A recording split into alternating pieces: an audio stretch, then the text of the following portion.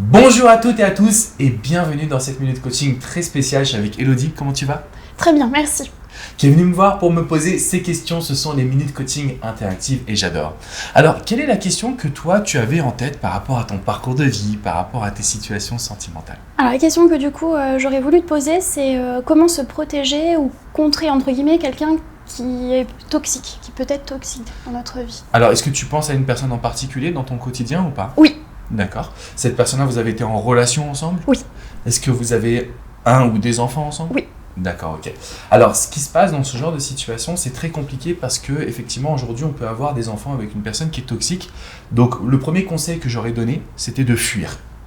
Pour moi, quand une personne elle est toxique, il faut tout bloquer, ne plus lui parler et accepter de tourner la page. Même si c'est difficile parce qu'on a toujours de l'espoir qu'il ou elle change, on a toujours envie de communiquer, on a envie d'avoir des réponses à nos questions. Parfois, il vaut mieux fuir, mais absolument. Le problème, c'est que quand on a un ou des enfants, c'est pas possible. Je suppose que vous êtes quand même en contact. Ah oui, moi oui. Alors, vous voyez tous les combien de temps en général? Tous les week-ends. Ok. Donc, quand vous allez être dans une situation où vous êtes avec une personne qui est toxique et que vous êtes obligé de le ou la voir, le premier aspect que je vais te conseiller, c'est d'éviter d'aller dans de la communication. D'accord? On va être gentil, on va être agréable. Par contre, on ne pose pas de questions. Parce que si on ouvre la porte au dialogue, cette personne-là va s'engouffrer. Et cette personne-là, elle connaît tes failles. Elle sait que tu peux parfois manquer de confiance en toi, ou elle sait que tu vas avoir une dure semaine, ou elle sait que tu vas douter justement de ton avenir professionnel, ou X ou Y situation, qui va faire qu'elle va s'engouffrer et ça va jouer sur ton moral. Donc l'objectif, c'est d'éviter le dialogue, la communication. Le point numéro 2, c'est que ces personnes-là toxiques, elles attendent que vous alliez mal. Donc en fait, cette personne-là va attendre que tu sois en manque de confiance, ou que, je sais pas moi, tu aies un drame qui se passe dans ta vie, ou que tu aies même ne serait-ce qu'une mauvaise journée ou une mauvaise semaine, pour commencer à te poser des questions qui vont te toucher, ou pour te faire des réflexions, ou pour t'attaquer.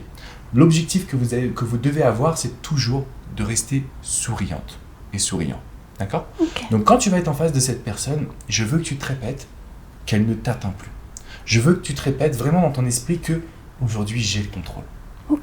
Tu vas te le répéter et en fait ce qui va se passer, c'est qu'il va se passer une réaction dans ton inconscient qui va se passer dans ton corps et tu vas te tenir droite, tu vas être beaucoup plus souriante et il va voir que tu es forte. Ce que ça signifie, c'est qu'il ne perdra pas le temps d'essayer de te manipuler ou d'être toxique parce qu'il verra qu'il n'y arrivera pas. Pourquoi ? Parce que ce que je vois au quotidien, si tu veux Hello, c'est que le pervers narcissique, la personne qui est toxique, l'homme qui essaie de manipuler, il va le faire quand la femme est un peu une proie finalement. Quand elle manque de confiance en elle, quand elle n'est pas souriante, quand elle se plaint, quand elle a du mal à gérer les enfants, là, il sent tout de suite que c'est le bon moment pour l'attaquer. Par contre, si tu ouvres la porte, tu es souriante, tu dis bonjour, comment tu vas, et qu'après ça s'arrête là, mais que juste tu te sens bien, et que tu te répètes intérieurement que lui ne t'atteint plus, tu auras la capacité de te protéger. Pourquoi ? Pourquoi ? Tout simplement parce qu'on a vu ça, ça passe de ton esprit à ton corps. Et du coup, tout est aligné. D'accord. Si tu te dis oh là là mais est-ce que je vais y arriver, en fait il va sentir que dans tes yeux il y aura de la peur. Il y a du doute. Exactement. Tu vois. Est-ce que ce sont des choses que tu fais au quotidien déjà, ces petits conseils, ou pas forcément? Si, absolument. Le fait de me dire qu'il m'atteindra pas, non, parce que du coup je le sais qu'il m'atteint. D'accord. Donc c'est pas évident. Et puis après c'est très sournois, on voit pas le mal en fait. Donc mais oui, on m'a beaucoup conseillé d'avoir une discussion que pour l'enfant. Mais j'y arrive pas. Alors, quand tu n'y arrives pas, c'est-à-dire que tu vas discuter d'autres sujets. Et ça, c'est une problématique. Tu vois, les 2 points clés que je viens de transmettre, finalement, et c'est contre-naturel. C'est-à-dire que bien sûr qu'on aura envie de parler d'autre chose, ou lui va te poser une question, tu vas te dire, mais je veux pas être méchante, et puis peut-être qu'il a changé, et puis j'ai pas envie que derrière il me le reproche, donc je vais continuer de discuter avec lui. Sauf que c'est pas bon. En fait, là, si tu veux, tu dois savoir que la communication, c'est très traître, parce que le cerveau va l'analyser soit comme des espoirs de changement, soit par le fait que ça se passe bien, donc je peux lui donner encore plus, et au moment où tu vas continuer de donner, c'est là où tu vas avoir un effet pervers, un effet boomerang qui va se retourner contre toi. Exactement. La personne, elle est toxique, tu le sais, tu ne communiques plus avec lui. D'accord ? Je sais que c'est pas facile, ça va venir au fur et à mesure du temps. Le deuxième facteur que je voulais absolument te transmettre, et qui va servir aussi à toutes les personnes qui suivent cette vidéo, l'idée, c'est la répétition. Et en fait, notre cerveau peut en faire une habitude. Par exemple, si tu te répètes tout le temps, je vais lui montrer qu'aujourd'hui, je suis plus forte que lui. qu'aujourd'hui je suis une femme exceptionnelle, qu'il ne m'atteint plus jamais, et tu te le répètes, et tu te le répètes, et tu te le répètes. Là, tu m'as dit tout à l'heure, je sais que ça m'atteint. Oui.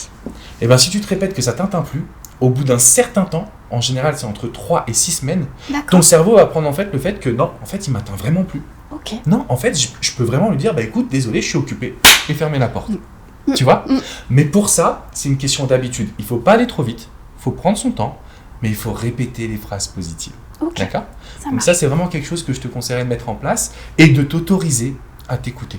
Parce que là, de ce que je ressens, tu me dis si je me trompe, mais ce que je ressens de notre échange, c'est que tu n'as pas forcément envie de parler, mais tu le fais parce que peut-être que tu as peur, peut-être que tu as de l'appréhension, ou peut-être que tu manques un petit peu de confiance ou de répartie. Alors, c'est un peu des deux. C'est un peu ce que tu disais tout à l'heure, c'est-à-dire que j'ai toujours l'espoir qu'il change. Parce que je suis quelqu'un qui pense que... Donc je me dis, il a changé, j'y crois, ou c'est différent. Et aussi le fait, je suis quelqu'un de très... j'arrive pas du coup à être très ferme. Non, c'est pas moi. Ok, d'accord. Ça, je le comprends parfaitement. Et c'est vrai qu'on n'a pas appris dans notre société à savoir dire non. Tu sais, moi, ça m'a pris plus de 10 ans pour apprendre à dire non aux personnes quand je voulais pas faire quelque chose. D'accord. Et en fait, c'est un apprentissage qu'on doit prendre. Et l'idée, c'est que si tu ne te protèges pas, tu peux avoir le revers de la médaille. Donc, je dirais que on va cesser une période de 2 à 3 mois. On va tester de s'autoriser. Ok. À ce que tu te fasses passer en priorité, à ce que tu lui montres que tu n'as pas le temps. Et s'il te fait des reproches, je lui dis, bah, écoute, on verra plus tard. Et comme ça, tu vas pouvoir imposer le tempo. C'est toi qui vas décider de ce qui va se passer. D'accord. Parce que s'il te fait des reproches, ça voudrait dire qu'en réalité, il n'a pas changé. Bon, moi, je connais un petit peu ton histoire, on en a parlé juste avant, mais ce que je veux expliquer, c'est que si vraiment lui ne te prend pas tel que tu es, qu'il n'essaie pas de te donner du temps parce que tu en as besoin, et en plus, aujourd'hui, ce n'est plus ton partenaire, donc il n'a rien à te dire. À partir de cet instant, je te dirais, s'il te met un petit peu de pression, ça veut dire qu'il n'a pas vraiment changé. D'accord. Donc on va le tester comme ça, on va analyser, parce qu'un homme qui a vraiment changé va te laisser du temps, te dire écoute, je comprends, je te laisse le temps qu'il faut. De toute façon, je sais qu'on se reparlera tôt ou tard. S'il a cette attitude-là, je te dirais effectivement, c'est possible qu'il ait changé. Non du tout, son dialogue c'est il faut absolument que je revienne. Alors non, surtout pas. Et que sa place est avec lui. Alors, vous voyez, ce qui est assez fun, tu me diras si tu veux, si tu acceptes d'en parler, mais en fait, tu avais suivi mes vidéos par rapport à la reconquête de cette personne. Absolument, oui. À partir du moment où tu as pris la décision de te recentrer sur toi, il revient. Oui. Pour moi, il n'a pas changé. Il revient parce que tu représentes un défi, un challenge. Et nous, aujourd'hui, en tant qu'être humain, c'est ce qu'on recherche, tout ce qu'on n'a pas. Donc, si tu repars avec lui, à partir du moment où tu seras un poil trop gentil, et je trouve que c'est ta personnalité, d'être amoureuse, d'être investie, d'être gentille, à ce moment-là, tu vas le perdre. Donc il faut que tu te demandes est-ce que c'est vraiment un bon choix. Pour moi, tu dois te protéger et il doit voir ce qu'il a perdu parce que il devrait aujourd'hui changer. Il devrait regarder mes vidéos. Il devrait exactement. Évoluer, tu vois. Oui.